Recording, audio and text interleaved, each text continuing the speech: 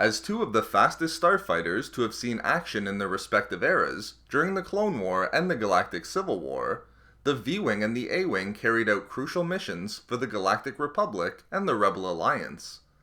Although these two starfighters stood out from the other starfighters of their generation in terms of speed, they also had a number of other capabilities that made them valuable amongst their clone and Rebel pilots. But while they shared a number of features, and the A-Wing was ultimately born out of the V-Wing, these two starfighters also had distinctly different offensive and defensive capabilities. In this video expose, I will compare the Republic's V-Wing and the Rebellion's A-Wing in regard to their weaponry, shields, and other important attributes. Let's start with the V-Wing. Manufactured by Kuat Systems Engineering, a subsidiary of the galaxy's largest shipbuilding corporation, Kuat Drive Yards, the Alpha 3 Nimbus-class V-Wing starfighter was developed as a short-range fighter that could function as combat support vehicles for the Galactic Republic. The wedge-shaped design of the V-Wing was similar to two other Kuat Systems Engineering starfighters, the Delta 7 Light Interceptor and the Eta 2 Interceptor, both of which were piloted by Jedi during the Clone War. Deployed during the later stages of the war, V-Wings were a relatively small starfighter in comparison to the other starfighters of its era. The V-Wing had a length of 7.9 meters, a width of 3.8 meters, and a height of 5.84 meters when its wings were fully extended vertically. Due to its small size, V-Wings did not feature an integrated hyperdrive system, but could utilize hyperspace transport rings. In the closing months of the Clone War, V-Wings were an increasingly common feature aboard the Venator-class Star Destroyers of the Republic, where they were unleashed upon the Separatist forces in large numbers. By the final year of the war, V-Wings were generally the primary starfighter aboard the Republic's Venators.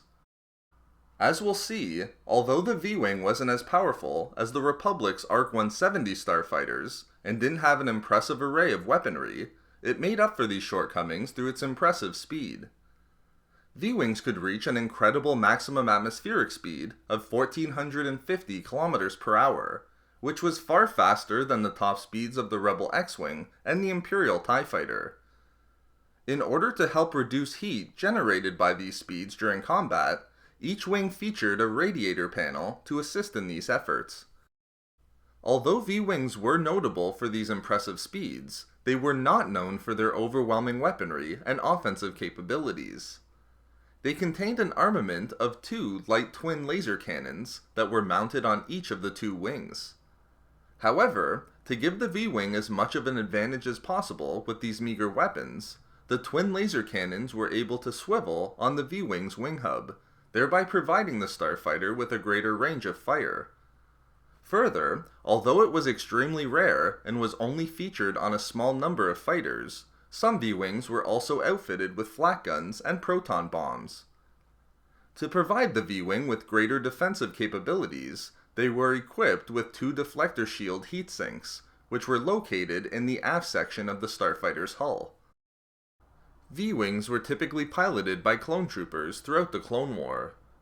Because of their small size, there was only enough room for the presence of a single pilot. However, to assist the pilots in navigating the tremendous speeds of the V-Wing, astromech droids could be utilized through a socket located in the aft portion of the cockpit, a feature that V-Wing shared with the Delta 7 and Eta 2 interceptor models. The lack of room for a co-pilot made these astromech droids invaluable in carrying out both in-flight navigation and maintenance duties. The cockpit of the V-Wing did not come with its own internal life support system, thereby requiring clone troopers to wear fully sealed helmets and flight suits while piloting them. In general, V-Wings had the capacity to carry enough consumables to last for 15 hours. Manufactured by Alliance Underground Engineering and the Incom Corporation, the designs of the RZ-1 A-Wing Interceptor were influenced by its V-Wing predecessor. It was designed to be utilized by the Rebel Alliance against the Empire during the Galactic Civil War, and was one of the fastest starfighters in the galaxy that was being mass-produced at the time. This impressive speed not only allowed the A-Wing to act as a fully capable starfighter for the Rebels, but it also allowed it to earn respect for its abilities in intelligence gathering and reconnaissance missions. Although A-wings were longer than the V-wing variant, with a length of 9.6 meters, they were significantly smaller in terms of their width and height, which was 6.48 meters and 3.11 meters respectively. Further, unlike the V-wing, A-wings were also equipped with a hyperdrive system. Although slower than the V-wing, A-wings were also capable of achieving exceptionally fast speeds during combat. They contained Novaldeck's J-77 Event Horizon engines that were the leading technology and most powerful sublight thrusters during the era. These engines allowed the A-wing to reach a maximum atmospheric speed of 1,300 km per hour, which, although quite slower than the V-wing, still made it one of the fastest of its era and created a number of difficulties for their pilots.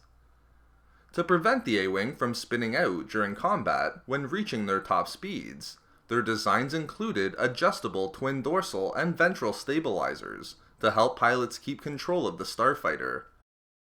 Compared to the V-wing model, the A-wing had far more firepower and a larger array of weapons.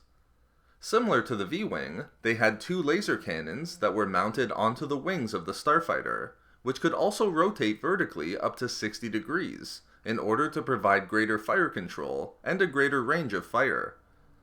However, unlike the V-wing, A-wings were also outfitted with two concussion missile launchers that could carry up to 6 missiles each. This allowed A-wings to perform a far greater number of combat roles, which included the ability to engage Imperial capital ships such as Star Destroyers. A-wings also included a deflector shield projector that was similarly located in the rear of the vehicle, thereby offering much greater protection against Imperial starfighters than was afforded to the shield-deficient TIE fighters. Coupled with the sophisticated sensor jamming, detection, and threat analysis systems, the A-wing had far greater offensive and defensive capabilities in comparison to the Republic V-wing. Because of the tremendous speeds of the A-wing, only the most experienced and exceptional pilots within the Rebellion were able to pilot them and push it to its maximum capabilities in terms of speed and agility. This was furthered by the fact that the extremely small size of the A-wing meant that they had to be designed without the availability of an astromech droid to assist the pilot. For this reason, even though the best Rebel pilots were chosen to fly the A-wing, even these pilots were pushed to their limits through the difficulties of the starfighter. So there we have it, the Republic V-wing versus the Rebel A-wing in regard to their weapons, shields, and mission objectives. We love making these videos, so why not subscribe for more fun Star Wars theories and discussions? Also, if you enjoyed the video, think about giving a like or leaving a comment. If not for me, for invaluable astromech droid.